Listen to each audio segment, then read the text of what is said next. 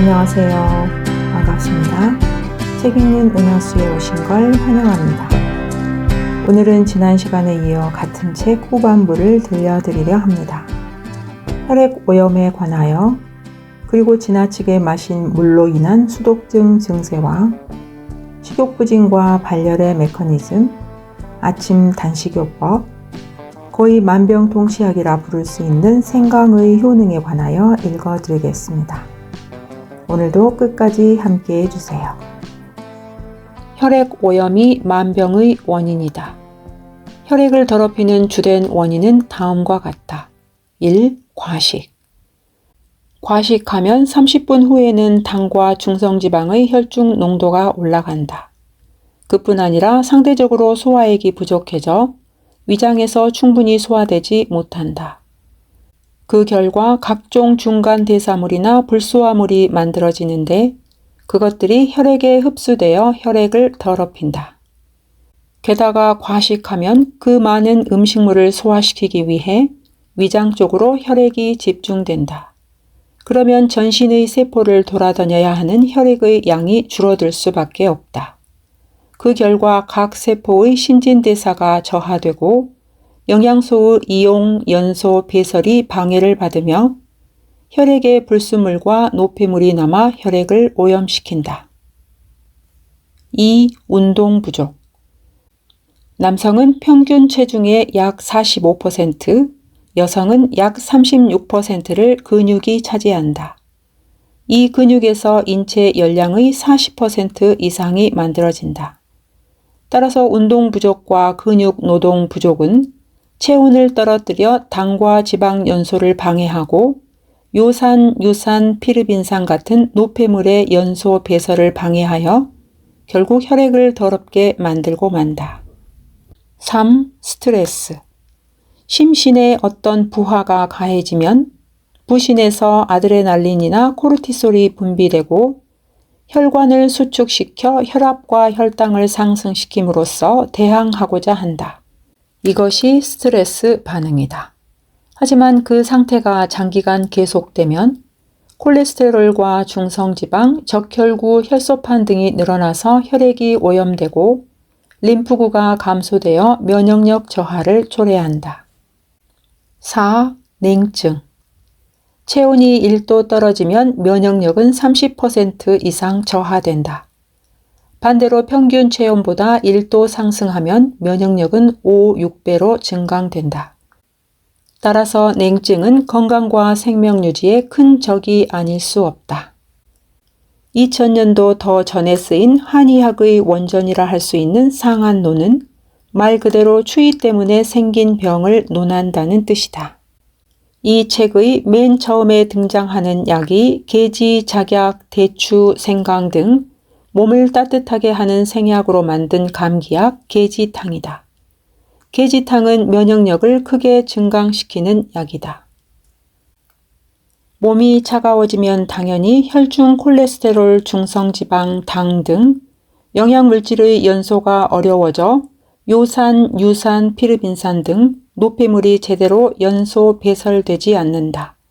따라서 그것들이 남아 혈액을 더럽힌다. 5. 수분 과다 섭취. 환관에는 매년 하는 사망원인 조사 결과 2위 심근경색과 3위 뇌경색이 혈전증이므로 혈액을 잘 흐르게 하려면 하루에 물을 2, 3리터 마셔야 한다는 말이 있다. 하지만 비에 젖으면 몸이 차가워지고 목욕 후에 몸을 제대로 닦지 않으면 감기에 걸리는 것처럼 물은 몸을 차갑게 한다. 몸이 차가워지면 냉증에서 설명한 것처럼 혈액이 오염된다. 서양 의학에서는 혈액이 깨끗하게 잘 흐르게 하려면 가능한 한 물을 많이 마시라고 권장한다. 하지만 한방에서는 수분을 과잉 섭취해 체내에서 충분히 배설되지 못하는 것을 수독이라 하여 물도 독이 될 수 있음을 2000년 전부터 경고했다. 영유아가 차게 자면 설사를 하고 복통을 일으키는 일이 종종 있다. 에어컨을 켠 실내에서 장시간 있으면 두통이 생기는 사람이 있는 것처럼 냉, 수, 통은 서로 연관되어 있다. 인간의 평균 체온은 36.5도 전후인데 하루 중 체온이 가장 낮아지는 오전 3시에서 5시는 사람이 제일 많이 죽는 시간대이다. 또 이때는 천식 발작이나 이형 협심증 발작도 자주 일어난다. 불면증인 사람이 각성하는 것 또한 이 시각이다. 이처럼 냉증은 사람의 건강과 생명에 매우 유해하다. 그러므로 인간은 몸이 차가워지면 그 한 가지 요인인 체내에 있는 여분의 수분을 몸 밖으로 배출하여 몸을 따뜻하게 하고자 반응한다. 차게 잠, 설사, 몸이 차가워져서 감기에 걸림, 재채기, 콧물, 체온이 떨어지는 야간의 노인, 야간 빈뇨 등이 그렇다. 몸을 움직이지 않는 사람이 틈이 날 때마다 수분을 섭취하면 수독 증상이 나타난다. 한방에서 말하는 대표적인 수독 증상은 다음과 같다. 메니에르 증후군, 뇌 속의 림프액 과잉, 편두통, 구토, 위액이라는 수분을 배출하여 두통을 완화시키려 함, 대상포진, 수포를 통한 수분 배설 현상, 알레르기, 결막염 눈물, 비염, 재채기 콧물, 천식, 묽은 가래, 아토피, 습진, 빈맥, 부정맥, 맥을 빠르게 하고 체온을 높여 수분을 소비하려는 반응.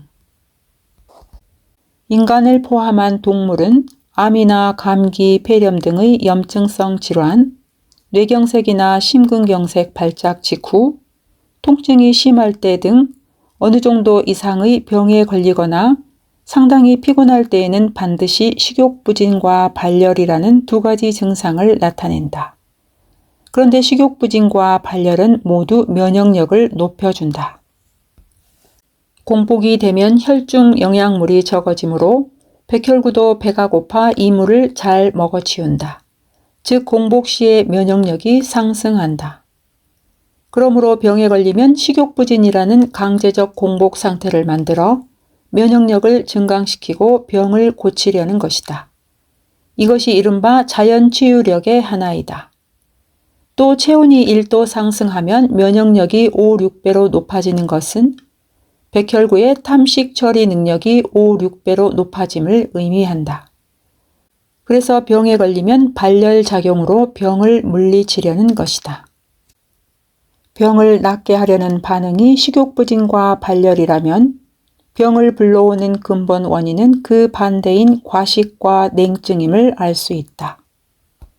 그러니 평소 소식하고 몸을 따뜻하게 하는 운동을 꾸준히 하면 오던 병도 달아나게 된다.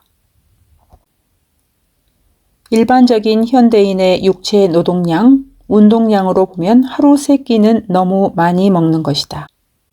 매일 일찍 자고 일찍 일어나며 낮에도 노동과 운동으로 몸을 열심히 움직이는 사람이 꼭꼭 씹어서 약간 모자란 듯하게 3끼를 먹는 것은 크게 문제되지 않는다. 아침부터 무슨 밥이냐며 식욕이 없는 사람은 차나 물로 수분을 섭취하면 굳이 음식을 먹을 필요가 없다. 특히 고지혈증, 고혈당, 당뇨병, 고뇨산혈증, 고염분혈증, 고혈압, 고체중, 비만 등 고로 시작하는 메타볼릭 신드롬으로 고생하는 사람은 아침을 먹으면 그런 병을 악화시킬 수는 있어도 개선시킬 수는 없음을 명심해야 한다.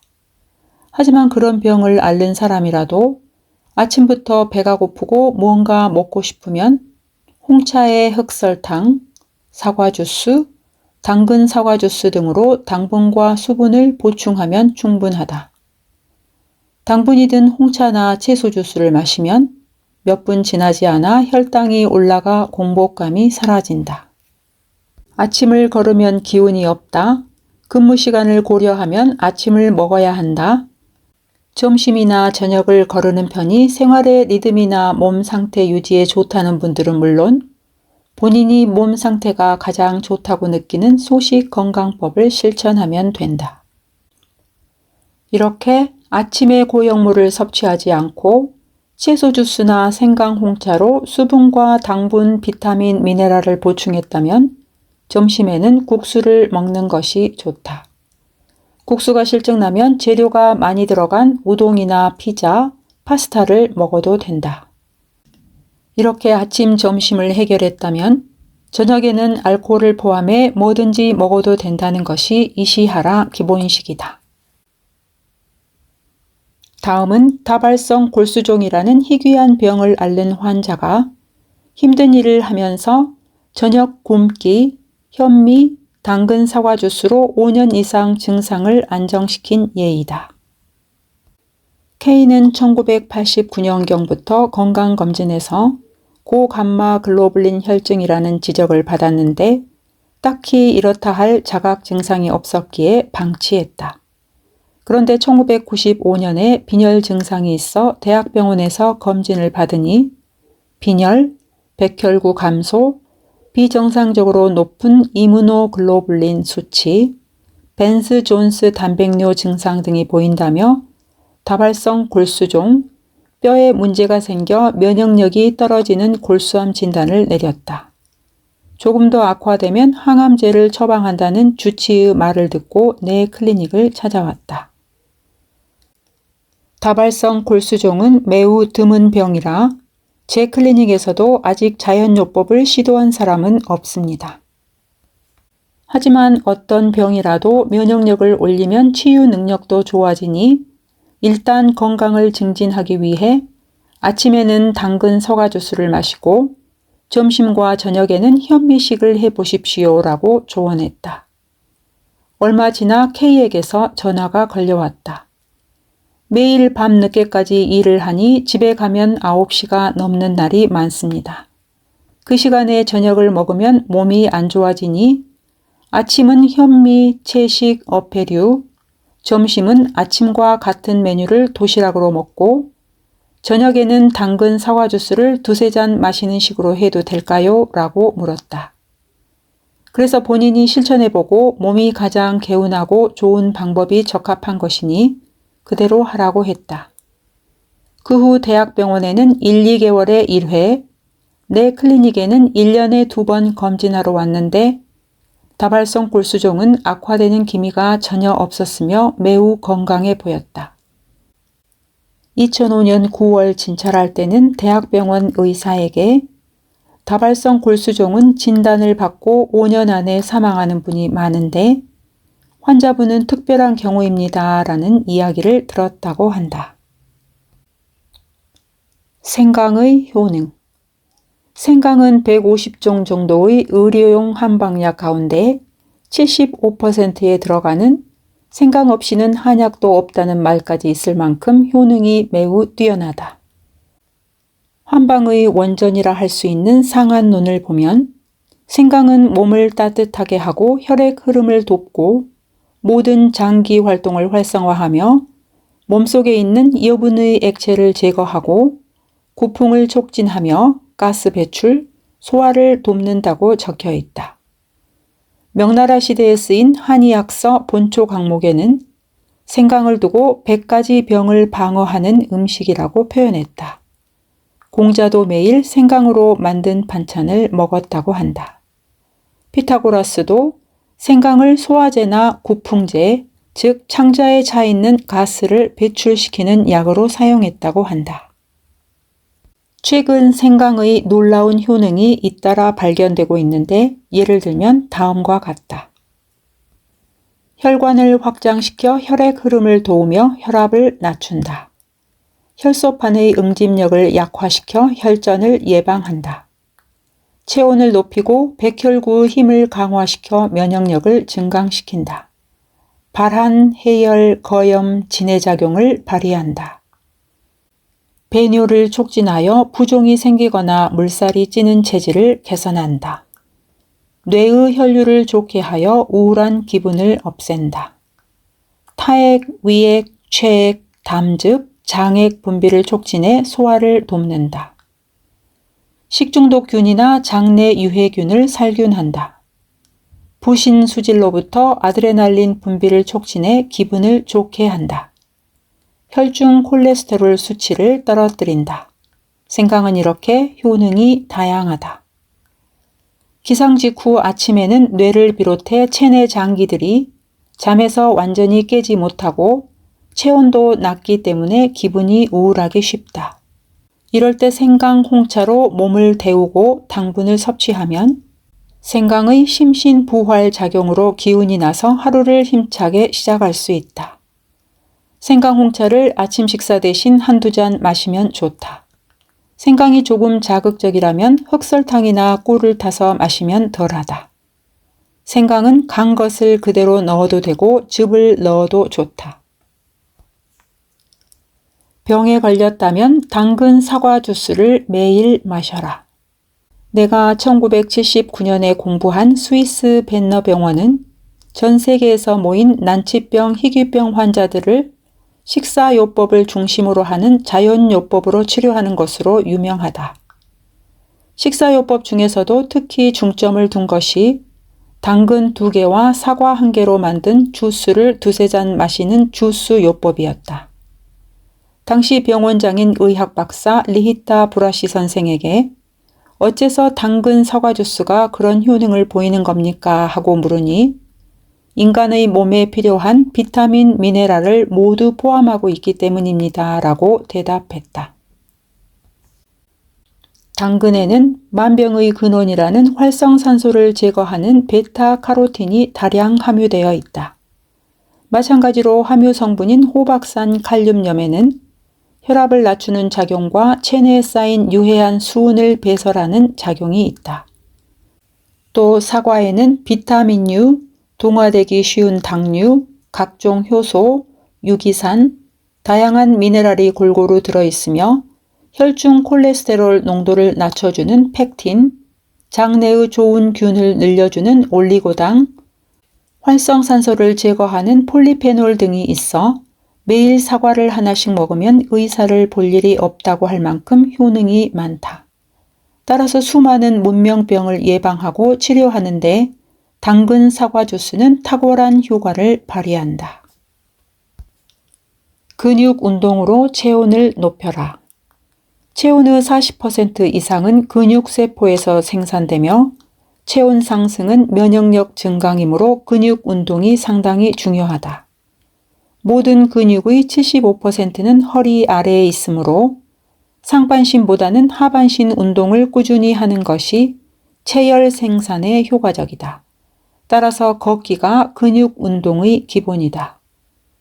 걷기는 혈액 흐름을 촉진하고 체온을 높이는 데 도움이 되므로 근육을 발달시켜 산열량을 늘리려면 조금 힘든 운동을 하는 것이 바람직하다.